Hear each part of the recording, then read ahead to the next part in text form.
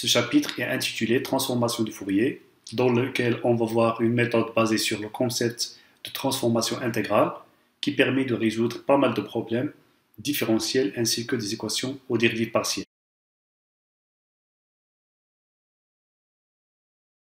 Dans la première section introductive, on définit la notion de transformée de Fourier et la transformée de Fourier inverse. Et puis on va voir deux résultats importants de ce chapitre concernant les théorèmes du retard. Dans la quatrième section, on découvrira la propriété principale des transformées de Fourier concernant la transformation des dérivés, et c'est une propriété qu'on va utiliser souvent pour résoudre les problèmes différentiels. Dans la dernière section, on va voir le théorème de convolution et ses propriétés pratiques. On commence maintenant par la première section introductive de ce chapitre, dans laquelle on va voir la transformée de Fourier qui est basée sur le concept de transformation intégrale, dont les propriétés ressemblent en quelque sorte à d'autres transformations intégrales telles que les transformations de Laplace. Les différentes propriétés qu'on va voir pour cette transformation sont largement utiles pour résoudre des équations aux dérivées partielles ou bien en général des équations différentielles. La méthode de ce chapitre peut être utilisée pour résoudre les problèmes dont les limites sont mises en application, c'est-à-dire des contraintes qui ne peuvent pas être vérifiées lorsqu'on utilise la méthode de résolution par les séries de Fourier. Ou encore, on peut utiliser la transformée de Fourier pour résoudre des problèmes avec des conditions non périodiques, contrairement à la méthode des séries de Fourier, qui est réservée pour les cas périodiques, que ce soit au niveau de la solution du problème ou bien des conditions imposées.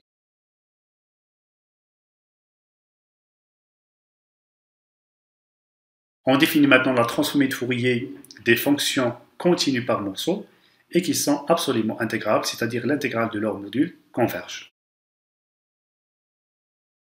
Pour des raisons pratiques, on peut simplifier notre définition sous cette forme, et je rappelle que plusieurs références utilisent différentes définitions, par exemple en considérant un certain coefficient 1 sur racine de pi à l'extérieur de l'intégrale de Fourier. Maintenant, pour compléter la notion de transformée de Fourier, on définit la transformée de Fourier inverse à travers cette formule similaire.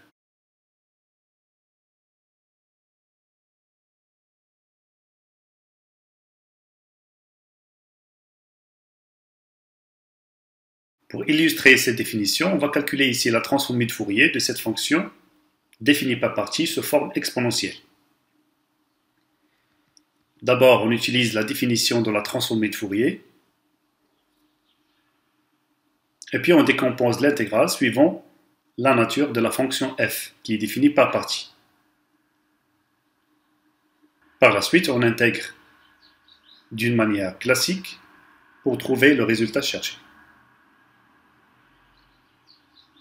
C'est-à-dire ici qu'en appliquant la transformée de Fourier inverse au résultat qu'on a déterminé, on peut retrouver la fonction originale f. On passe maintenant à la deuxième section dans laquelle on va voir le premier théorème important de ce chapitre, appelé premier théorème du retard. C'est un théorème qui est relativement similaire à celui associé à la transformée de Laplace et dans lequel on peut calculer la transformée de Fourier des fonctions décalées d'une manière très simple.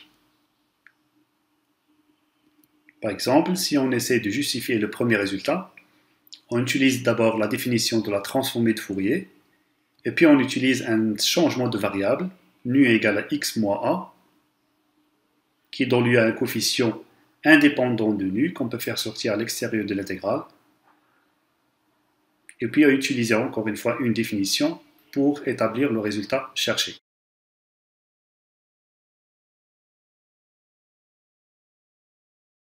Dans cet exemple, on va essayer de récupérer la fonction originale via les transformées de Fourier inverse, et puis montrer que la fonction résultante vérifie en fait cette équation d'onde et qui est appelée solution d'Alembert. D'abord, on applique la transformée de Fourier inverse après avoir utilisé la décomposition de la fonction trigonométrique à travers la formule d'Euler. Et puis on utilise le premier théorème de retard deux fois au niveau de la transformée de Fourier et au niveau de la transformée de Fourier inverse. On peut bien remarquer que la fonction u s'écrit sous forme de la somme de deux termes qui illustrent le comportement de la fonction u suivant deux directions. Autrement, si la fonction u représente la solution de l'équation d'onde qu'on va vérifier par la suite, alors la propagation de cette onde se fait suivant deux directions, x plus ct avec une vitesse c et x moins ct avec la même vitesse c. En effet, pour montrer que cette fonction vérifie cette équation d'onde, il suffit de calculer les différentes dérivées partielles qui figurent dans l'équation, notamment la dérivée seconde par rapport à t et la dérivée seconde par rapport à x, et puis remplacer dans l'équation. Donc il s'agit bien d'une solution de l'équation d'onde. Maintenant, dans cette section, on va voir le deuxième théorème du retard. C'est un résultat qui est similaire à celui concernant la transformée de Laplace, qui permet de retrouver des fonctions décalées associées à la transformée de Fourier des fonctions multipliées par l'exponentielle, c'est-à-dire des fonctions modulées par l'exponentielle. En effet, en utilisant la définition de la transformée de Fourier de la fonction f modulée par l'exponentielle, on regroupe les deux exponentielles et puis on utilise la définition de la transformée de Fourier une deuxième fois. Comme exemple, on va calculer ici la transformée de Fourier de cette fonction. Ici, on fixe la transformée de Fourier de f, c'est-à-dire f chapeau en oméga moins 1, associé au coefficient a égale à 2, et puis on peut bien considérer notre fonction f chapeau comme étant exponentiellement oméga au carré sur 4.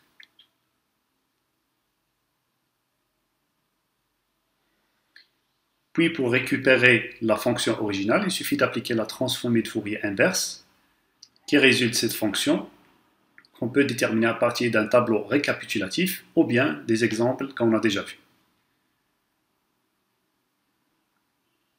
Maintenant, on peut bien utiliser le deuxième théorème du retard à la transformée de Fourier décalée pour trouver le résultat cherché.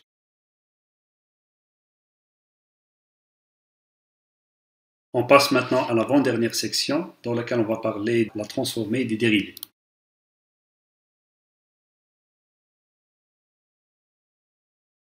Parmi ces propriétés, on peut citer la transformée de Fourier de la dérivée première à la dérivée seconde, des fonctions continues qui s'annulent à l'infini et dont la dérivée première est absolument intégrale.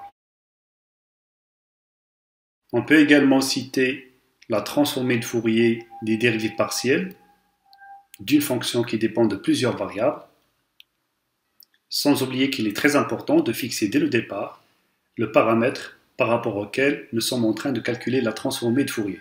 Si on veut justifier par exemple la première propriété, il suffit de procéder par intégration par partie.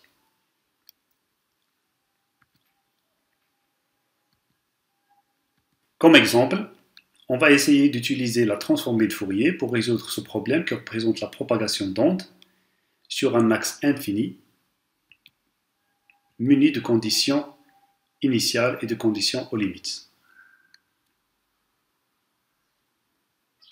Suivant le schéma qu'on a déjà vu concernant l'utilisation de la transformée de Fourier pour la résolution des EDP, on applique d'abord la transformée de Fourier à notre équation de départ, et puis on applique la transformée des dérivés pour avoir une équation différentielle d'ordre 2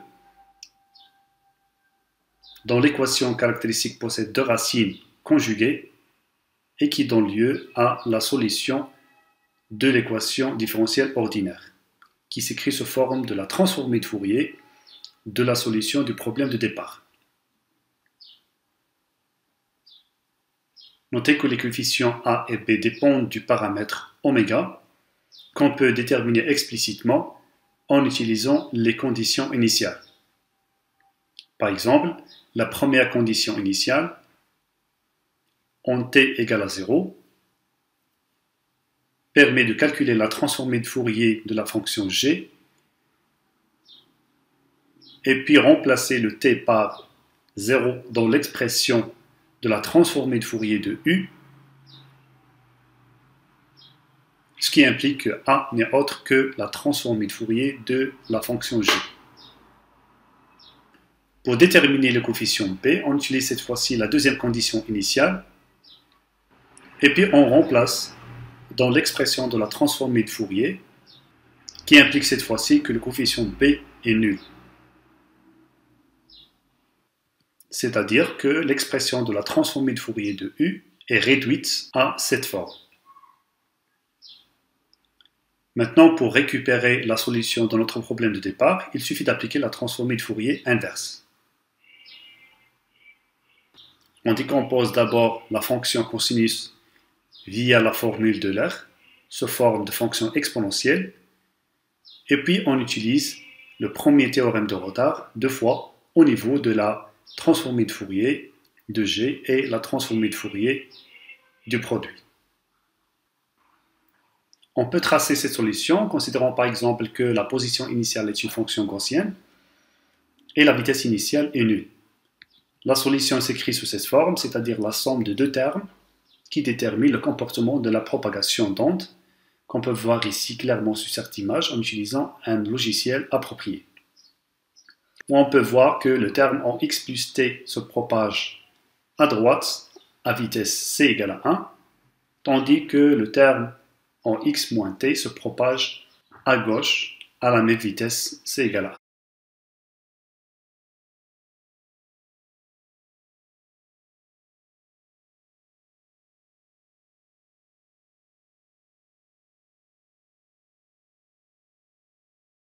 On passe maintenant à la dernière section dans laquelle on va voir le théorème de convolution et ses propriétés très utiles pour la résolution des EDP.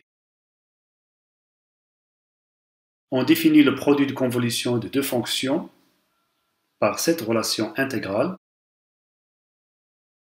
et qu'on peut voir clairement qu'il s'agit d'une relation symétrique. Une propriété très importante associée au produit de convolution est associée à la transformée de Fourier. On peut justifier la première propriété en utilisant d'abord la définition de la transformée de Fourier, et puis on utilise la définition du produit de convolution. Ensuite, on permute les intégrales en utilisant le théorème de Fubini, sachant que les intégrales ne dépendent ni de x ni de p. Après, on considère le changement de variable q égale à x moins t, qui donne lieu à deux intégrales à variables indépendantes. D'où le résultat qu'on cherche. Je note qu'on peut utiliser la même démarche pour prouver la deuxième propriété. On va maintenant essayer d'utiliser la transformée de Fourier pour résoudre ce problème concernant la propagation de la chaleur muni de conditions initiales. Suivant le schéma de la résolution des EDP, on applique d'abord la transformée de Fourier à notre problème pour avoir une équation différentielle ordinaire d'ordre 1, dont la solution s'écrit sous forme exponentielle.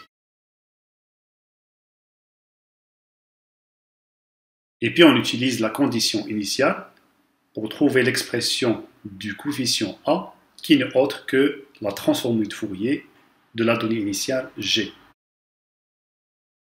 Et puis on obtient l'expression explicite de la transformée de Fourier de la solution de notre problème.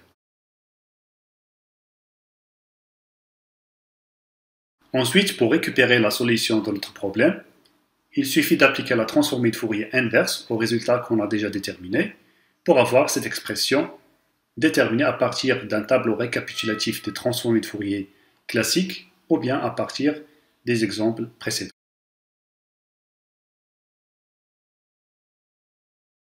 Finalement, on peut remarquer que la solution s'écrit sous la forme du produit de convolution de f et g, et puis on remplace l'expression de f pour avoir la forme finale de la solution de l'équation de la chaleur.